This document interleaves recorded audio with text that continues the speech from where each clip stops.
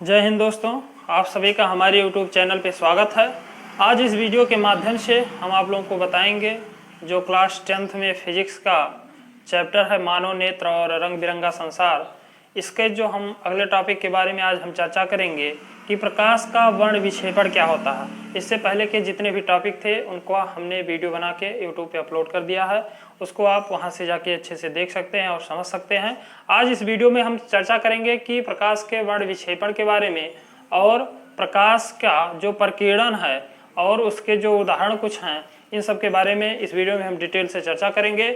आप हमारे साथ प्रत्येक टॉपिक को अच्छे से समझने के लिए वीडियो के लास्ट तक बने रहिए और यदि आप चैनल पे नए हैं तो चैनल को सबसे पहले सब्सक्राइब कीजिए। चलिए देखते हैं। सबसे पहले हम समझ लेते हैं कि प्रकाश का वर्ण विक्षेपण क्या होता है। जैसा कि नाम से ही क्लियर है कि प्रकाश का वर्ण विक्षेपण, वर्ण मतलब क्या होता है? कलर। कलर मीन्स रंग। मतलब प्रकाश क्या होता है? प्रकाश मूलभूत 7 रंगों से मिलकर बना होता है, जिसको हम श्वेत प्रकाश बोलते हैं। जैसे जो हमें सूर्य से जो प्रकाश मिलता है उसके जो मूल रंग होते हैं उसमें 7 कलर पाए जाते हैं। तो इन्हीं, वैसे तो सिंपली अगर देखेंगे तो वो क्या होता है, हमें श्वेत रंग का दिखाई देता है, यानी सफ़ेद महसूस होता है, देखने में प्रतीत होता है। लेकिन जब हम क्या करते हैं, उसको किसी प्रिज्म से गुजारते हैं तो वो क्या होता है, अलग अलग रंगों में, यानी वो जो उसके अवयवी रंग होते हैं, जो उसके मूल रंग होते हैं, उसमें क्या होता है, वो विभक्त हो जाता है। यही क्या कहलाता है, हमारा प्रकाश का वर्ण विक्षेपण कहलाता है। इसको देखिए, समझ लेते हैं। जैसे जब कोई सूर्य का प्रकाश क्या होता है, किसी प्रिज्म क्या होता है, प्रिज्म एक 3 कोण की त्रिभुजाकार एक क्या होता है, आकृति होती है, जो क्या होता है, किसी कांच के टुकड़े का बनाया जाता है। प्रिज्म क्या होती है, एक त्रिभुज के आकार की एक आकृति होती है, जो क्या होता है, किसी कांच के टुकड़े का बनाया जाता है। जब इससे कोई सूर्य से जो हमें प्रकाश प्राप्त होता है तो इसकी जब कोई भी किरण क्या होती है, इससे क्या होती है, इसमें से गुजरती है। मान लीजिए कोई हमारी एक किरण है सूर्य की, इसको हम क्या लिख सकते हैं, श्वेत प्रकाश भी बोल सकते हैं। श्वेत प्रकाश किरण, श्वेत प्रकाश किरण। तब ये जब क्या होता है, किसी प्रिज्म से होकर गुजरती है तो ये क्या होता है, प्रिज्म में गुजरेगी तो कांच क्या होता है, कांच में जो उसमें क्या होते हैं, उसके जो कण होते हैं वो काफी सघन होते हैं वायु की अपेक्षा। तो इसमें क्या होता है, प्रिज्म में सबसे पहले अपवर्तन होता है। तो अपवर्तन होगा तो आप लोग जानते हैं कि जब कोई प्रकाश की किरण किसी विरल माध्यम से सघन माध्यम में जाती है तो वो क्या होती है, अभिलंब की ओर झुक जाती है। अगर हम इस प्रिज्म के इस भाग का अभिलंब इस पे खींच दें, इसमें क्या करें, हम एक अभिलंब की कल्पना करें तो ये क्या होता है, अभिलंब की ओर झुकेगी। यानी ये इस प्रकार से इसको जाना किधर चाहिए था, इसको अगर जिस दिशा में आ रहे उसको जाना इस डायरेक्शन में इसको जाना चाहिए था, लेकिन ऐसा होता नहीं है, क्योंकि यहाँ पे क्या हो जाता है, अपवर्तन हो जाता है। अपवर्तन होता है तो क्या होता है, वो अभिलंब की ओर झुक जाती है। तो जो हमें प्रकाश इधर जाना चाहिए था लेकिन उधर नहीं गई, ये इधर इस दिशा में क्या हुई, मुड़ गई, अपवर्तित हो गई। फिर यहाँ से देखिए, अब ये क्या है, सघन में आ गई। सघन से फिर क्या होगी, ये विरल माध्यम में जाएगी, क्योंकि यही तो पार्ट क्या हमारा सघन है, जो कांच का टुकड़ा वही तो सघन होगा। इधर भी क्या है, विरल माध्यम है। तो विरल माध्यम में क्या होता है, अगर इसमें हम क्या कर दें, एक अभिलंब इस पे भी खींच दें, इस वाले भाग पे क्या कर दें, हमें अभिलंब खींच दें इस प्रकार से। अभिलंब का मतलब क्या होता है, दोनों तरफ जो कोण है वो 90 डिग्री के बन रहे हों। तब क्या होगा, अब देखिए विरल से जब सघन में जाती है तो वो क्या होता है, अभिलंब से दूर हटती है। यानी अभिलंब हमारा ये है, अभिलंब ये क्या है, हमारा अभिलंब है। तो ये इससे क्या होगी, इसके पास ना जाके इससे क्या होगी, दूर हट जाएगी। इस प्रकार से ये क्या होगी, ये इधर मुड़ जाएगी और इस प्रकार से ये इधर निकल जाएगी। तो अब देखिए, इसको अगर हम क्या करें, इसे पीछे मिला दें, इसको क्या करें, पीछे की ओर ऐसे हम कल्पना करें कि ये प्रकाश किरण क्या है, इधर से आ रही है। तो ये जो आपाती प्रकाश किरण थी और ये जो अपवर्तित प्रकाश किरण थी, ये दोनों एक दूसरे को जिस बिंदु पर काटते हैं, ये वाला पॉइंट, ये हमारा क्या कहलाता है, प्रिज्म कोण। इसको हम क्या बोलते हैं, प्रिज्म कोण। ये वाला भाग हमारा क्या कहलाता है, प्रिज्म कोण। तो उम्मीद करता है इतना आपको समझ में आया होगा। अब देखिए, हमें बताना क्या है, प्रकाश का वर्ण विक्षेपण। तो इसमें होता क्या है, जब कोई प्रकाश की किरण आती है और प्रिज्म से गुजरती है तो ये क्या होगी, इस प्रिज्म के आधार की ओर क्या होती है, झुक जाती है। और ये क्या होती है, अपने जब इधर ये बाहर प्रकाश की किरण निकलती है तो ये अपने मूलभूत जो उसके रंग होते हैं वो 7 रंगों में विभक्त हो जाती है। यानी वो इस प्रकार से इसमें 7 कलर क्या होता है, ये अलग अलग हमें बंट जाता है। जैसे रेड हो गया, येलो हो गया, ब्लू हो गया, जो भी 7 रंग होते हैं वो 7 रंगों में क्या हो जाता है, अलग अलग बंट जाता है। यही हमारा क्या कहलाता है, प्रकाश का वर्ण विक्षेपण। अगर डिफिनीशन केवल लिखना हो, एग्जाम में पूछ लिया जाए, तो आप क्या बताएंगे कि जब कोई श्वेत प्रकाश की किरण किसी प्रिज्म से गुजरती है तो उसमें क्या होता है, प्रिज्म अपवर्तन के पश्चात वो क्या होता है, अपने मूलभूत अवयवी रंगों में क्या होती है, विभक्त हो जाती है, जिसको हम क्या बोलते हैं, प्रकाश का वर्ण विक्षेपण कहते हैं। ये हो गया। अब देखिए प्रकाश का वर्ण विक्षेपण में क्या होता है, जिस रंग का तरंग दैर्घ्य, ये देखिए वर्ण विक्षेपण भी क्या होता है, उस पर निर्भर करता है कि सबसे ज्यादा वर्ण विक्षेपण किस कलर का होगा। तो ये बात भी पूछा जाता है एग्जाम में, 1 नंबर में पूछ लिया जाता है कि किस रंग का वर्ण विक्षेपण क्या होता है, सबसे ज्यादा होता है। तो इसको आप याद कर लीजिए कि जिस रंग का तरंग दैर्घ्य सबसे कम होगा, जिस रंग का तरंग दैर्घ्य सबसे कम होगा उसका वर्ण विक्षेपण सबसे अधिक होगा, और जिसका क्या होगा, तरंग दैर्घ्य ज्यादा उसका वर्ण विक्षेपण कम होगा। तो इसमें क्या होता है, तरंग दैर्घ्य सबसे कम आप लोग जानते होंगे बैगनी रंग का होता है, वायलेट का होता है, और सबसे ज्यादा लाल का होता है। तो सबसे ज्यादा वर्ण विक्षेपण किसका होगा, बैगनी रंग का होगा, और जो लाल कलर है रेड, उसका क्या होता है, तरंग दैर्घ्य ज्यादा होता है, तो उसका वर्ण विक्षेपण भी क्या होगा, कम होगा। अब हम इसके बारे में देखिए, जो इसमें एक चीज ये भी पूछ लिया था कि क्रम से आपको बताना रहता है कि ऐसे पूछ लिया जाएगा कि जो हमारा वर्ण विक्षेपण होता है, या इंद्रधनुष, इसका जो सबसे प्रमुख उदाहरण है, सबसे मुख्य उदाहरण, वो आप लोग क्या होता है, हमारा जो इंद्रधनुष होता है, जो आप लोग वर्षा ऋतु में देखते हैं इंद्रधनुष, इसको आप लोगों ने देखा भी होगा। इसमें पूछ लिया जाता है कि इंद्रधनुष में कितने रंग होते हैं, तो ये सभी लोग जानते हैं 7 रंग होते हैं, लेकिन उसमें नंबर से पूछ लेगा कि पहले नंबर पे कौन सा रंग होता है, दूसरे पे कौन सा होता है, तीसरे पे, लास्ट में, इस प्रकार से भी क्वेश्चन पूछ लिया जाता है कि चौथे नंबर पे कौन सा कलर होता है इंद्रधनुष में। तो ये आपको हम एक ट्रिक बता दे रहे हैं, ये आप याद कर लीजिए, VGYOR, विव ग्योर, ये क्या है, हमारा कलर का क्या है, सबसे, ये जो वायलेट कलर होता है, ये क्या होता है, सबसे नीचे होता है। उसके बाद ये I फॉर इंडिगो, इसका मैं आपको यहाँ पे व्याख्या कर दे रहा हूँ। V फॉर होता है वायलेट, V फॉर क्या होता है, वायलेट, वायलेट मीन्स होता है बैंगनी। दूसरा क्या है, I फॉर होता है इंडिगो, इंडिगो मीन्स होता है जामुनी या नील कलर, जामुनी या नील कलर जो होता है, जैसे नील का कपड़ा कलर होता है, या जामुन आप लोगों ने देखा होगा, जामुन का कलर जिस प्रकार से होता है वो होता है। तीसरा क्या है, वी फॉर होता है ब्लू,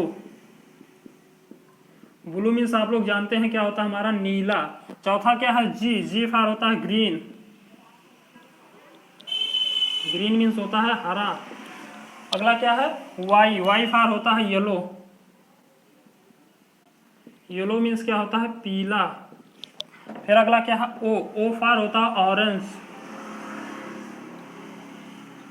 ऑरेंज मीन्स होता है हमारा नारंगी, दिख रहा है ना सब।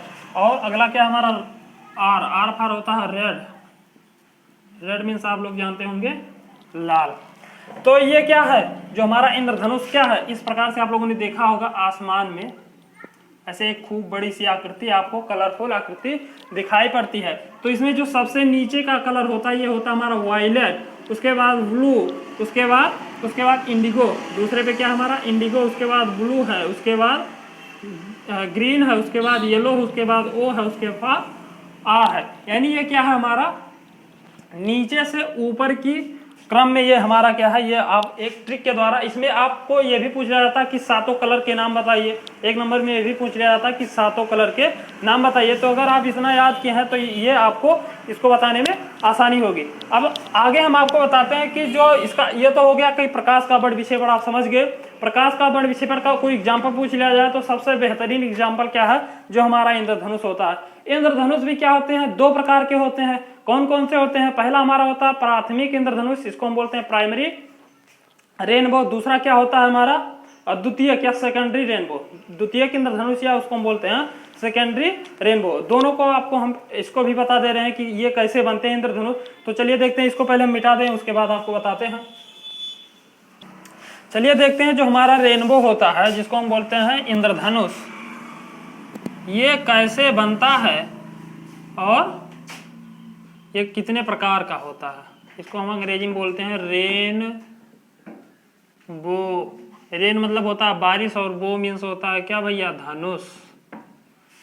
तो इसको हम क्या बोलते हैं, इंद्रधनुष, यानी इंद्र का धनुष।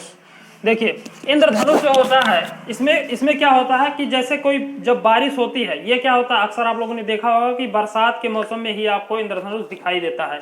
तो इसमें क्या होता है, जैसे मान लीजिए ये हमारा क्या है, सूर्य है, तो इसके अपोजिट दिशा में ही आपको क्या बनेगा, इंद्रधनुष। सूर्य इधर है इस दिशा में, तो आप लोगों ने देखा होगा जो इंद्रधनुष हमारा होगा वो इस दिशा में बनेगा। क्यों? क्योंकि भैया जब बारिश होती है तो बारिश के बाद क्या होता है, बारिश जब बंद हो जाती है तो क्या होता है, कुछ जल के महीन महीन बहुत छोटे छोटे कण क्या होते हैं, वो हवा में तैरते रहते हैं। और जब उस पर सूर्य का प्रकाश पड़ता है तो जल क्या होता है भैया, एक क्या होगा, हवा में वैसे रहेगा वायुमंडल में, तो उसमें प्रकाश की चाल अलग होगी, लेकिन जल के अंदर जब प्रवेश करेगा, मान लीजिए हमारा कोई जल का एक कण है, ये क्या है, बूंद के रूप में एक कोई कण है, तो इधर से जब ये प्रकाश की किरण इस पे पड़ेगा तो क्या होगा, इसमें ये जब इसमें घुसेगा तो क्या होगा, इसका सबसे पहले क्या होगा, अपवर्तन होगा। क्या होगा, अपवर्तन होगा। तो अपवर्तन के पश्चात ये क्या होगा, इसमें थोड़ा सा अंदर की तरफ ये झुक जाएगा।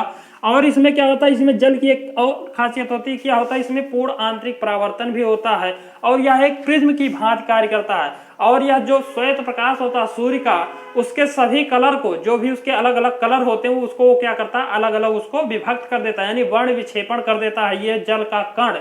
तो वो क्या होता है, सातों रंग क्या होते हैं, वो बिखर जाते हैं इधर उधर। इसी प्रकार से बहुत सारे छोटे छोटे कण जब एक साथ मिल जाते हैं तो वो क्या होता है, उनका कलर जो होता है वो अलग अलग ऐसे आपको इंद्रधनुष के रूप में रंगीन सी आकृति आपको दिखाई देने लगती है।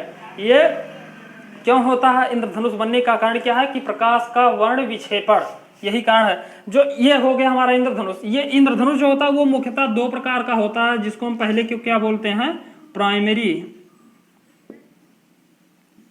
Primary rainbow. दूसरा हमारा क्या है, सेकेंडरी रेनबो।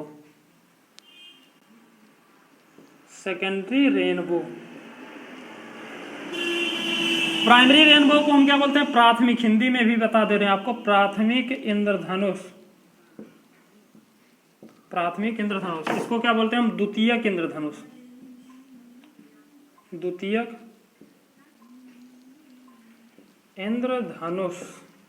प्राथमिक इंद्रधनुष में और द्वितीयक इंद्रधनुष में अंतर क्या है, इसको आप ध्यान से देखिए। प्राथमिक इंद्रधनुष जो होता है इसमें क्या होता है, इसमें प्रकाश का 2 बार अपवर्तन होता है। क्या होता है, प्रकाश का 2 बार अपवर्तन होता है और 1 बार परावर्तन होता है। क्या होता है, इसमें प्रकाश का 2 बार अपवर्तन होता है और 1 बार परावर्तन, रिफ्लेक्शन होता है। इसके कारण ये हमारा प्राथमिक इंद्रधनुष बनता है। जो प्राथमिक इंद्रधनुष होता है वो क्या होता है, बहुत ज्यादा स्पष्ट होता है, मतलब ये क्या होगा, बहुत ही आपको क्लीन दिखाई देगा। आप लोगों ने देखा होगा कभी कभी इंद्रधनुष क्या होता है, बहुत ही स्पष्ट दिखाई देता है, बहुत साफ दिखाई देता है, और कभी कभी क्या होता है वो धुंधला दिखाई देता है। तो जो हमारा स्पष्ट इंद्रधनुष दिखाई देता है वो किस प्रकार का होता है, वो हमारा प्राथमिक इंद्रधनुष होता है।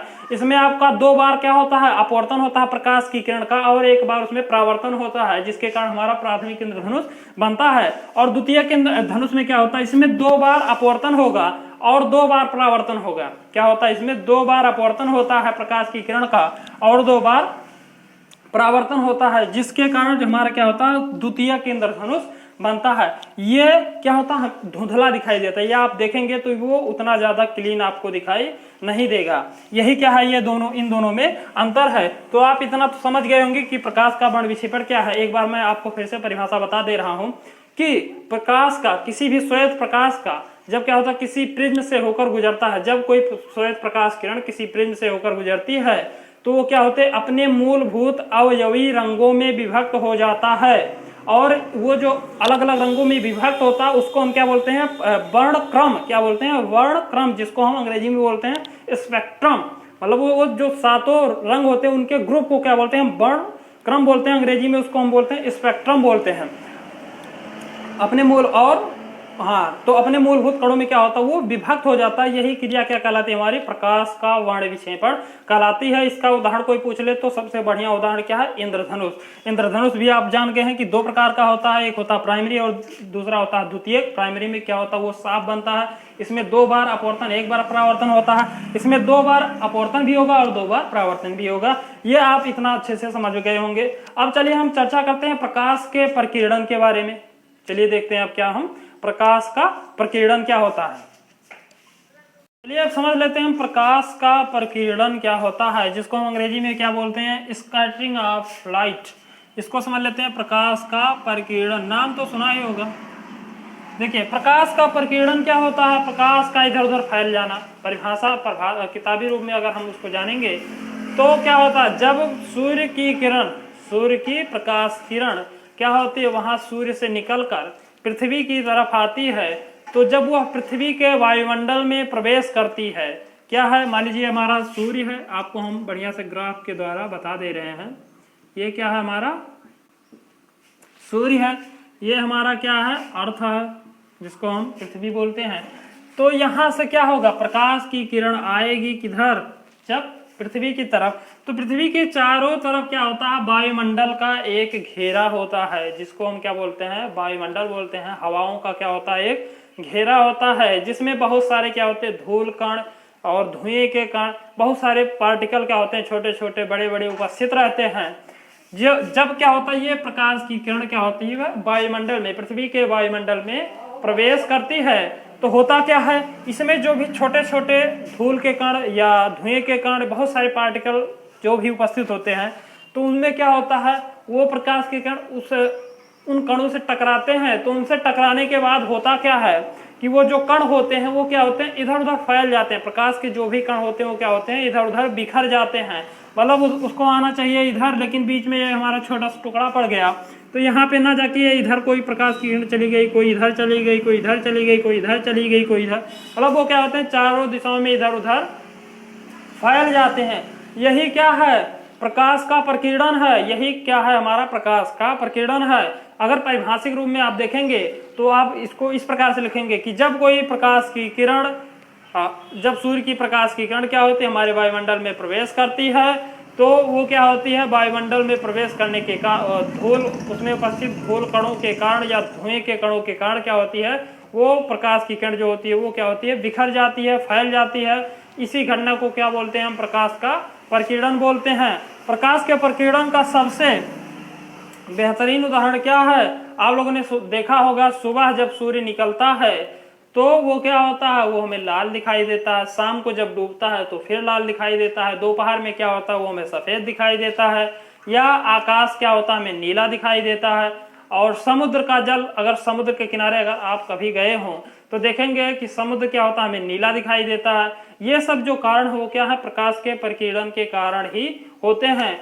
एक वैज्ञानिक थे, आप लोगों ने नाम शायद सुना होगा, लॉर्ड रैले। उनका मानना था कि प्रकाश का जो प्रकीर्णन होता है वो उसकी तरंग दायरे पर निर्भर करता है। उनका कहना था कि जो प्रकाश का प्रकीर्णन होता है लॉर्ड रैले का, वो कहते थे कि जो जिस भी प्रकाश का प्रकीर्णन होता है वो उसकी तरंग दायरे पर निर्भर करता है। यानी जिस रंग के प्रकाश किरण का तरंग दैर्घ्य क्या होगा, सबसे ज्यादा होगा, उसका प्रकीर्णन सबसे कम होगा। उनका मानना था कि जिस रंग का तरंग दैर्घ्य क्या होगा, सबसे ज्यादा है, उसका प्रकीर्णन जो होगा, फैलाव जो होगा, बिखराव जो होगा, वो क्या होगा, सबसे कम होगा। और जिस रंग का तरंग दैर्घ्य सबसे कम है, उसका जो बिखराव है, फैलाव और प्रकीर्णन है, वो क्या होगा, सबसे अधिक होगा। यानी आप लोग जानते होंगे, देखिए उदाहरण आप समझ गए होंगे परिभाषा क्या है कि प्रकाश की किरणों का क्या होता है, वायुमंडल में फैल जाना, या प्रकाश की किरणों का क्या होता है, बिखर जाना, क्या कहलाता है, प्रकाश का प्रकीर्णन कहलाता है। उदाहरण आप लोग जान ही गए होंगे कि सूर्य का लाल दिखाई देना, सुबह शाम को भी अस्त होते हुए सूर्य का, डूबते हुए सूर्य का लाल दिखाई देना, समुद्र का नीला दिखाई देना, आकाश का नीला दिखाई देना, ये सब क्या है, प्रकाश के प्रकीर्णन के उदाहरण हैं। अब समझ लेते हैं कि जो हमारा किस रंग की तरंग दैर्घ्य क्या होती है, सबसे अधिक होती है। तो ये भी आप लोग जानते होंगे कि जो हमारा रेड रंग होता है, रेड कलर, इसकी जो तरंग दैर्घ्य होती है वो क्या होती है, सबसे अधिक होती है। यानी इसका जो प्रकीर्णन होगा सबसे कम होगा। यह भी पूछ लिया जाता है 1 नंबर में कंफ्यूजन करने के लिए कि किस रंग का जो प्रकीर्णन होता है वो सबसे ज्यादा होता है।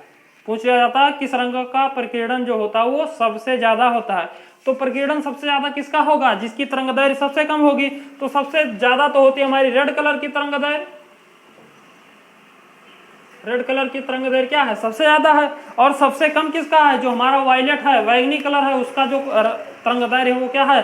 सबसे कम होता है। यानी अगर आप कोई टॉर्च लीजिए, लाल कलर का टॉर्च लेंगे तो वो क्या होगा? आप काफी दूर से देखेंगे तो वो आपको दिखाई देने लगेगा। यानी आप लोगों ने घर जो नेटवर्क का टावर होता है मोबाइल का, आप लोगों ने देखा उसके ऊपर क्या होती है? एक लाइट लगी होती है। वो लाल ही कलर की लाइट क्यों लगाई जाती है? इसका यही कारण है कि इसकी तरंगदैर्घ्य क्या होती है? सबसे अधिक होती है, या काफी दूर से ही आपको दिखाई देने लगेगा कि हाँ कोई चीज वहां पे उपस्थित है, कोई कलर वहां पे, कोई लाइट लगी हुई है। लेकिन अगर वहीं पे हम बैंगनी कलर का लगा देंगे, अगर वहीं पे क्या करें, हम बैंगनी कलर का कोई लाइट लगा दें तो वो आपको दिखाई नहीं देगा। थोड़ी ही दूर से, अगर आप 1 किलोमीटर से क्या 500 मीटर से ही देखेंगे तो वो आपको दिखाई ही नहीं देगा।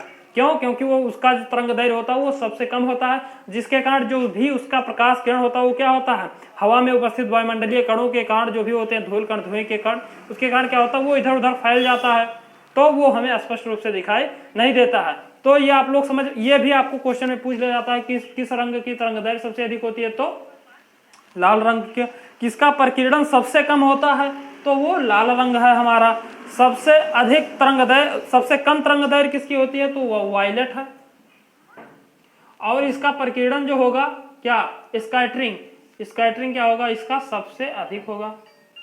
इसकी जो स्कैटरिंग होगी वो क्या होगी? सबसे अधिक होगी। और आप एक चीज जान लीजिए, जो हमारा तरंगदैर्घ्य का मात्रक होता है वो क्या होता है? एंगस्ट्रॉम में उसको मापा जाता है। किसमें? एंगस्ट्रॉम में। यानी तरंगदैर्घ्य को क्या मापते हैं हम? एंगस्ट्रॉम में। किसमें मापते हैं? एंगस्ट्रॉम में। ये हमारा आज का टॉपिक, यहीं पे हम क्या करते हैं, अब आपको बात करते हैं इस टॉपिक को। यदि आपको वीडियो अच्छा लगा हो तो चैनल को सब्सक्राइब कीजिए, वीडियो को लाइक कीजिए। यदि आप नए हैं तो ज़रूर से ही आप चैनल को सब्सक्राइब कीजिए, ताकि आपको इसी तरह के इंटरेस्टिंग वीडियो, अच्छे वीडियो आपको मिलते रहें। और अब मिलते हैं हम अगले वीडियो में, कुछ जो भी इस चैप्टर से संबंधित जो भी न्यूमेरिकल्स हैं उनके साथ। तब तक के लिए आज्ञा दीजिए। धन्यवाद।